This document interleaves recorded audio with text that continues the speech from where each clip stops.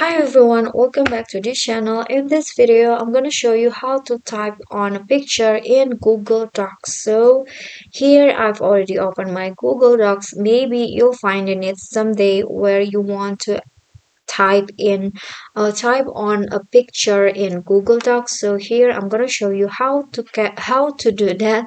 So in here I'm going to insert a picture first from my computer.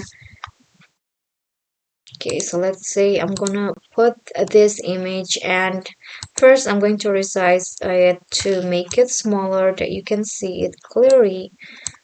Okay, I will go like this, and then to be able to type on a picture, you can just click on the image first or the picture first, and then change the format from inline to behind text. Click on the behind text, and then here put your cursor, and you can just typing. You can just write in here, hello there, thank you for watching, John. So yeah, that's the tutorial on how you can type on a picture in Google Docs. Okay guys, so if you enjoyed the video, please give me a like and smash that subscribe button down there, and also don't forget to leave a comment. That's it for me today. See you guys next time.